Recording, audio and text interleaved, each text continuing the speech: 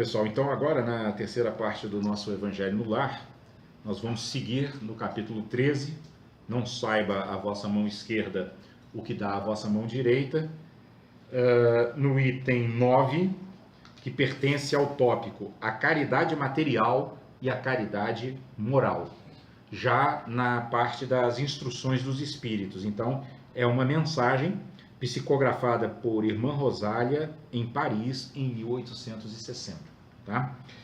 E ela começa dizendo assim: amemo-nos uns aos outros e façamos a outrem o que quereríamos que nos fosse feito. Toda religião, toda moral se encontram encerradas nestes dois preceitos.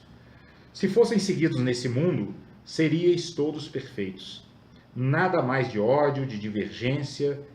Direi mais ainda, nada mais de pobreza, porque do supérfluo da mesa de cada rico, muitos pobres se alimentariam, e não veríeis mais os sombrios bairros que habitei durante a minha última encarnação, pobres mulheres arrastando consigo miseráveis crianças necessitadas de tudo, né? Então, aqui a Irmã Rosália, né, que assina a mensagem, está primeiro nos chamando a atenção para o mandamento que Jesus deixou como sendo, quando perguntaram para ele, quais são os dois principais mandamentos? E aí ele disse, primeiro, amar a Deus sobre todas as coisas. Segundo, amar o próximo como a si mesmo. E aí depois o pessoal insiste em algumas perguntas e diz, não, aí estão contidos todos os ensinamentos, todos os profetas, tudo que foi dito durante todos os milênios. Não precisa mais do que isso, né? E ela está chamando a atenção para isso, né? De que se nós conseguirmos cumprir esse mandamento de amemos-nos uns aos outros e fazer a outra o que quereríamos que nos fosse feito, né? O mundo já estaria um paraíso, né? Porque, na verdade, a ideia de paraíso, até mesmo dentro da doutrina espírita, não é uma ideia de lugar, é uma ideia de estado interior, né?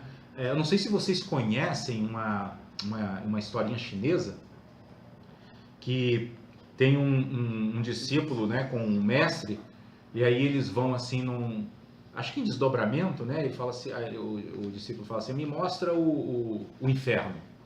Aí ele vai lá, mostra o inferno.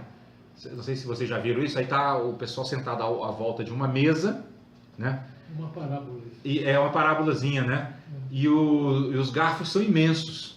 Então as pessoas não conseguem se alimentar. Tá todo mundo morrendo de fome, porque como o garfo é muito comprido, ninguém consegue colocar a comida na sua própria boca. Aí, bom, agora eu vou te mostrar o céu. Aí vão lá para ver o céu. Aí quando chegam no céu, a mesma situação. As pessoas todas sentadas na mesa com aqueles garfos enormes, com a diferença que uns dão comida para os outros. Eles acharam a solução. Já viram essa historinha?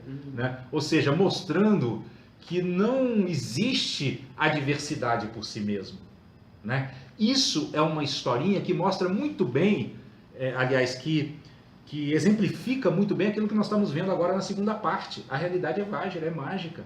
Os garfos são compridos do mesmo jeito, né? A distância é a mesma, só que o que acontece ali? As pessoas estão preocupadas umas com as outras, se ajudam umas às outras, né? É o que a irmã Rosália está dizendo aqui, né? Se o mundo fosse assim, não teria pobreza, né? Não teria violência, né? Porque as pessoas estariam muito mais empenhadas em consolar, em amparar, em socorrer, do que em se defender. Lembra a mensagem da semana passada, a defesa, né?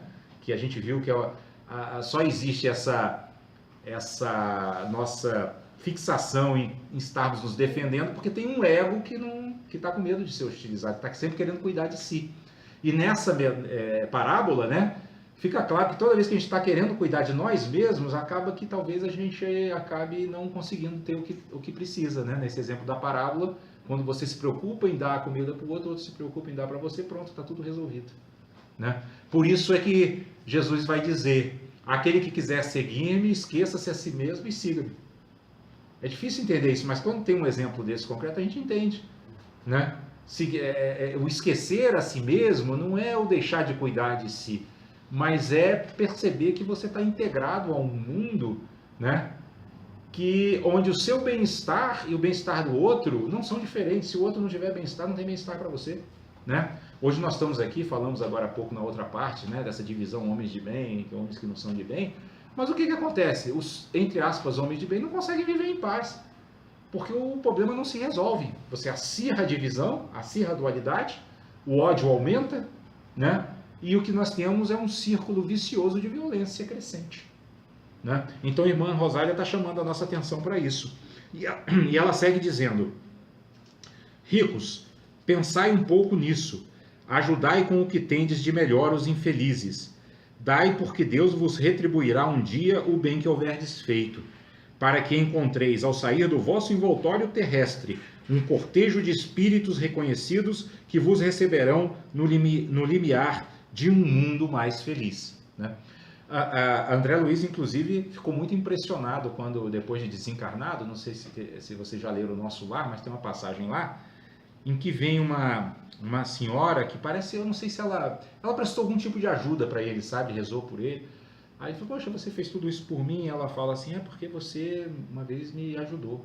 E ele nem lembrava dela, né? E aí ele começa a fazer um esforço de memória e ele lembra que uma senhora pobre foi no consultório dele pedir para...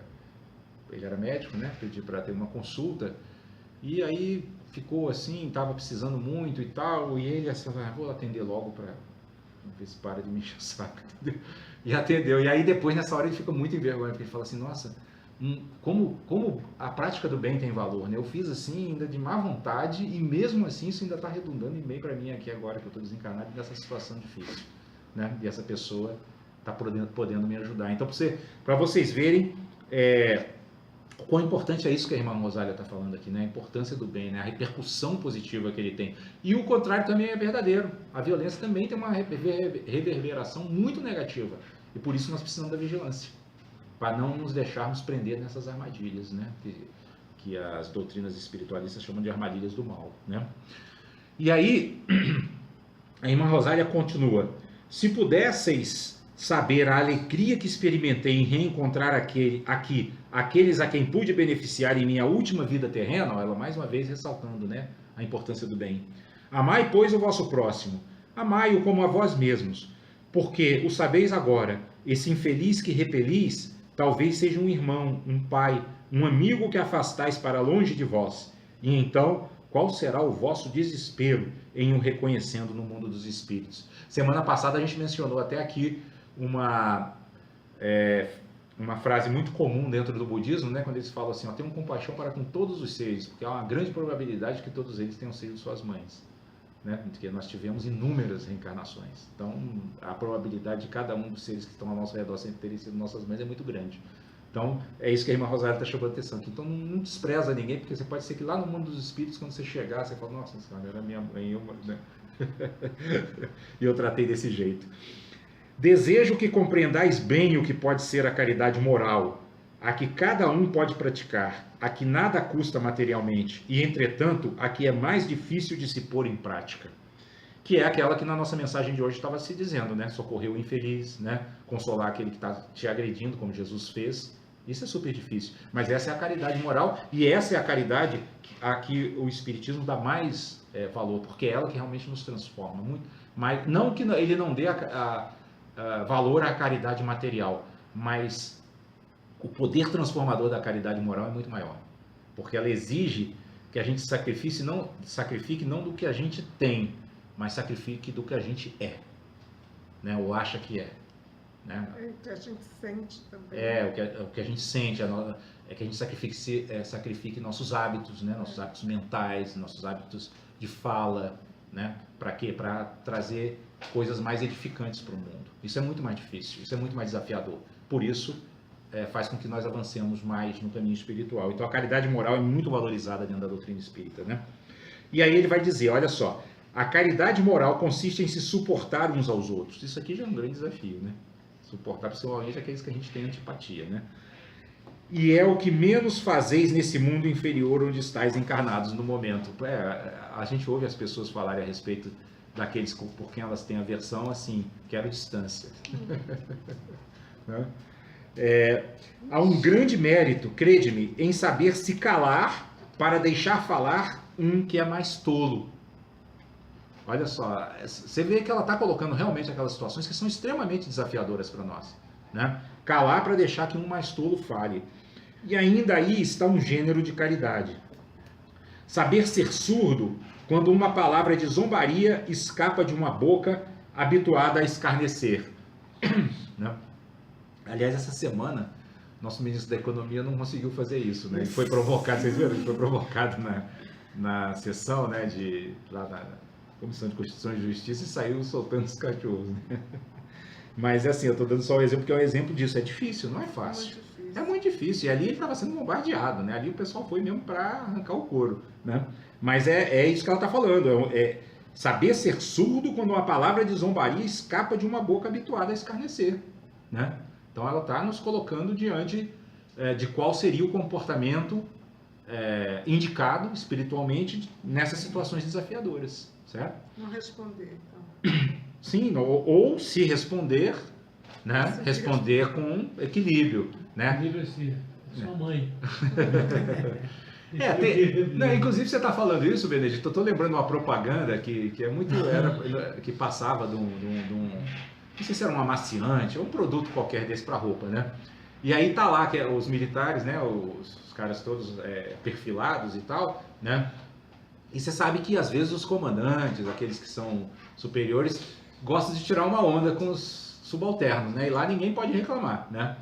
Aí o comandante vai passando assim, e ele percebe que o uniforme de um deles está super bem passado. Já viu essa, né? Ele pergunta, mas quem é que passou o uniformezinho do nenenzinho, não sei o quê? A mãe, senhor. Então assim, ó, uma resposta inteligente, bem-humorada, que desarma e que evitou que ele fosse punido. Não foi um desrespeito, ele respondeu a verdade. A mãe é a mãe, né? Ele não disse de quem, mas foi a dele, né? Lógico. Mas dando a entender uma outra coisa, né? Então é isso, né? Não ver o sorriso de desdém que acolhe a vossa entrada entre pessoas que frequentemente, erradamente, se creem acima de vós, enquanto que na vida espírita, a única real, estão algumas vezes bem longe disso. Isso aqui é uma das coisas mais difíceis e mais desafiadoras, né? A gente ter um comportamento equilibrado diante da arrogância, né? A arrogância, ela é, assim, muito difícil, né, da gente manter. A pessoa arrogante é uma coisa... Eu não vou dizer insuportável, senão eu vou estar indo contra os ensinamentos que nós temos aqui. Mas a tendência nossa é achar que é insuportável, né? É a tendência. Então, por isso é desafiador, por isso é um grande exercício, é uma caridade moral, né? E aí ela segue dizendo, eis um mérito, não de humildade, mas de caridade, porque não anotar os erros de outrem é caridade moral. Também é caridade moral. Nós não estamos aqui para anotar os erros dos outros. Nós estamos aqui para nos dar as mãos e ajudar a superar as imperfeições. Se eu posso fazer algo para que ele seja melhor, ótimo. Mas agora, anotar os erros não é a nossa função. Entretanto, essa caridade não deve impedir a outra, que é a caridade material, né? Mas espera aí, só um pouquinho. Se a gente vê o erro assim, a gente vê uma coisa errada, a gente não precisa notar. É difícil a gente não notar. Não é notar. Aqui, pelo menos, eu não estou entendendo dessa forma. Eu acho... Anotar. A palavra, que é isso que eu ia dizer, ela usou a palavra anotar. Anotar, eu diria que seria assim, como que guardar, né? Como que carimbar aquela pessoa dizendo, ela é isso, né? O que os ensinamentos espirituais nos mostram é que nenhum de nós somos isso, nós estamos de um jeito, né? Tanto é que alguns professores budistas, eles dizem uma coisa muito interessante, você nunca diz para uma pessoa, você é gripado. Você diz assim, você está gripado, vai curar da gripe. Por que nas questões espirituais e morais a gente age diferente? Né? E cola a pessoa, né? Bota aquele carimbo como se aquilo não pudesse mais ser mudado. É isso que ela está dizendo. Porque Kardec, inclusive, foi bom você ter levantado essa questão, porque Kardec vai dizer o seguinte, inclusive no Livro dos Espíritos, né? Que não é que a gente vai ser ingênuo de achar assim, né? A gente tem que ver a pessoa, as negatividades que ela está apresentando naquele momento, primeiro, para que ela não, por exemplo, não nos faça mal, porque fazer mal a nós vai matar o karma negativo dela. Isso é muito claro, né? Então, o que eu puder fazer para que ela não faça mal nem a outra, nem a mim também, nem a ele mesmo, eu estou fazendo bem. Então, é uma obrigação moral minha, sim, perceber as coisas como elas estão, não vamos dizer como elas são, né? Como elas estão, para que eu possa agir com lucidez. Se eu começar a ser também ingênuo, não é isso, né? E usar até aquilo também, notar, né, vamos dizer, os defeitos e as imperfeições dos outros, para aprender com aquilo, né? Observar, poxa, olha só, ele está se comportando dessa forma e olha no que deu, né? Então eu estou aprendendo. Então não é fechar os olhos para o mal, né? Mas é não anotar nesse sentido, né? Pô, esse sujeito assim, arrogante, né? Intragável, né? Aí anotou. Aí não notou, aí anotou, né? Para a gente fazer um trocadilho com as palavras que estão sendo usadas aqui, certo? Então isso é bom, é importante que fique claro, né? Porque ser espiritualizado não significa ser cego, né? Achar que tudo está ótimo quando não está. É a mesma coisa, a pessoa está gripada e eu vou, não, você não está gripado, não, vai lá, nada mesmo na água fria, não. Seria a mesma coisa, entendeu? Compara o mal comparando.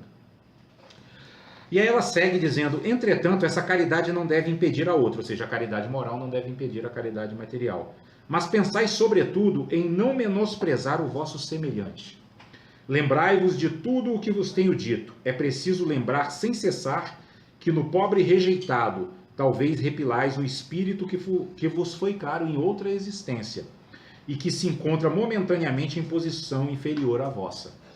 Eu revi um dos pobres da vossa terra que pude, por felicidade, beneficiar algumas vezes, e a quem me cabe agora implorar por minha vez. Isso há muitos registros na literatura espírita. As pessoas desencarnam e vão perceber que há pessoas que pertenciam a classes sociais mais baixas, né, que muitas vezes não tinham sequer instrução formal. Lá no mundo dos espíritos, eles vão ver que eles têm uma grande elevação espiritual, porque sabedoria não tem nada a ver com instrução formal, né? A pessoa pode ser analfabeta e ser sábia. Não tem nada a ver uma coisa com a outra assim, né? Recordai-vos de que Jesus disse que somos irmãos, e pensai sempre nisso antes de repelir o leproso ou o mendigo. Adeus, pensai naqueles que sofrem e orai. Irmã Rosália, Paris, 1860.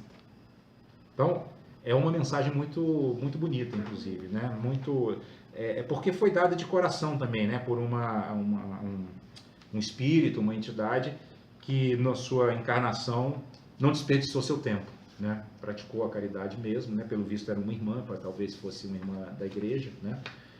Como nós temos vários exemplos, né? Dentro da igreja, muitas vezes as pessoas fazem jus à batina que estão usando, né? Fazem jus a serem chamadas discípulos de Jesus, né? Então vamos pensar nisso, né? Na caridade, sobretudo na importância da caridade moral, que vai continuar. Esse foi o item 9, mas nós ainda vamos ter o item 10, que ainda vai ser sobre caridade moral e caridade material no próximo sábado, tá certo, pessoal?